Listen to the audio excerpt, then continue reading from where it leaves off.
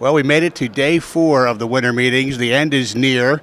Steve Melewski and Roch Kubatko will be on the plane in a couple hours, heading back to Baltimore.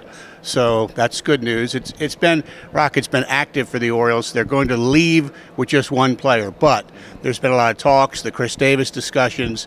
It's been kind of fast and furious here.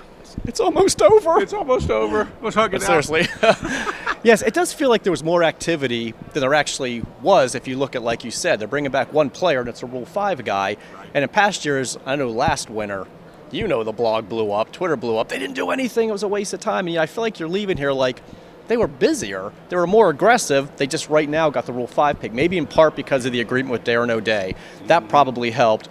And word of the offer to Chris Davis, which of course 7 years, around $150 million. And again, I'm hearing there might be some deferred money with that. And then you have to get into math, and I glaze over. So I'll let you crunch the numbers.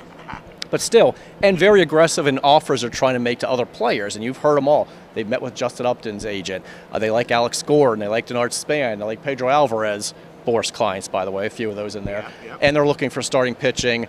They've got trade proposals. They've got offers to free agents. So it was a very aggressive meeting, and yet they're just coming away with a Rule 5 pick. But as Dan Duquette said, something could happen later today, maybe while he's on the plane, which he's getting ready to leave.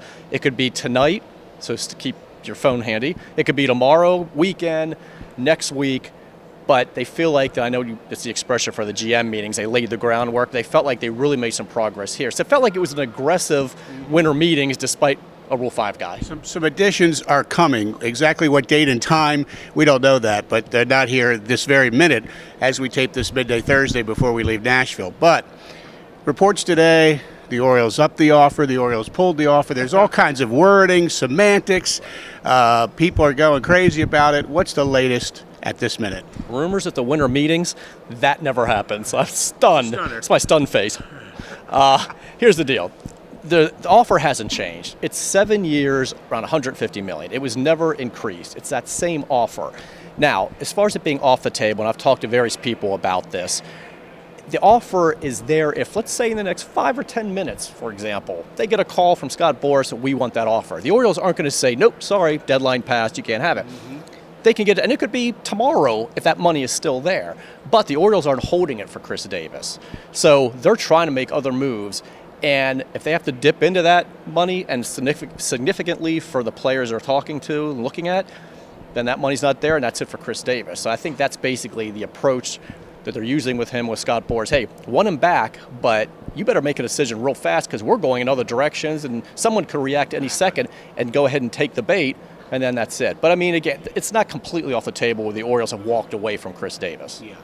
And you know, fans who have talked about payroll and spending by the Orioles, I mean, I would never tell the fans how to think, but I just think the club stepped up on this contract. They made a massive offer. They don't think they're bidding against a lot of other people at this time, so should they rush that up? It's 7 years, $150 million. I mean, 2 years ago, Chris was suspended and missed the playoffs and hit under 200. So, I mean, the Orioles really went strong for this guy. It's really interesting, the mixed reaction. And with fans, as you know, people that say, hey, this is great, and other fans just say, that's way too much money, he's not worth it, move on. And if he doesn't want it, then fine, we don't want him back. And there are people here in baseball that are saying that is a ridiculous contract for Chris Davis. I wouldn't do it. And other people that say, you know what, you got to pay for power, and he brings other intangibles, and he's very popular, and he's led the majors in home runs 2 of the last 3 years. That's a cost of doing business, and good for the Orioles for being so aggressive. It's very mixed. Yes. The Orioles' payroll is clearly going up. If they sign Davis just to 22, 23, whatever, that would probably take them 130, maybe north of that, and they still would have more to do. So I think the team is stepping up here. They know they need to get better.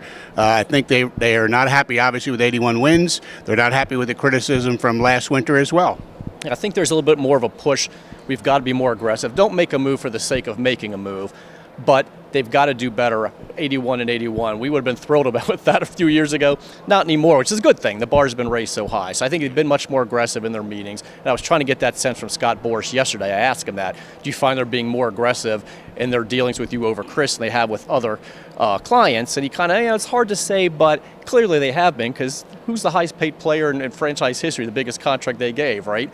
85.5 for Adam Jones. Exactly. Going to blow this one out of the water if Chris Davis takes it. That's aggressive. By the way, the offer was first reported on massinsports.com by Roch Kubatko, that everybody's been following and chasing and discussing here crazily since. The Orioles took a player in the Rule 5 draft today. Quickly, we'll mention. I owe you for that. Yeah, no problem. Happy to do it. Joey Ricard, a fast outfitter, good on-base percentage. The Orioles like him.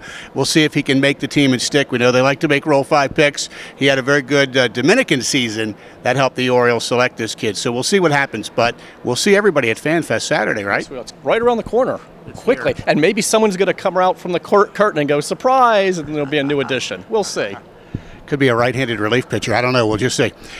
Hey, anyway, thanks for watching our coverage on the videos and the tweets, and the coverage has been blowing up for massinsports.com. We thank all our staff, Bobby and Olivia, for their help. Let's get to the plane, and we'll see everybody at FanFest on Saturday. Stephen Roch checking out massinsports.com.